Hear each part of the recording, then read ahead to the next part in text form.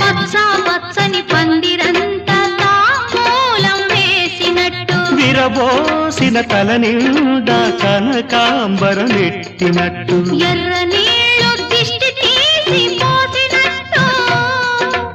ఎర్ర నీళ్ళు దిష్టి తీసి పోసినట్టు కర్పూరం హారతి ఇచ్చినట్టు ఆకాశం ఎందుకో పచ్చబడ్డది ఆ నడుమ బొట్టేమో ఎర్రబడ్డది వీటిగాలుల తాకిడి సాగే బువ్వల అలజడి రమ్మని పిలిచే భయబడి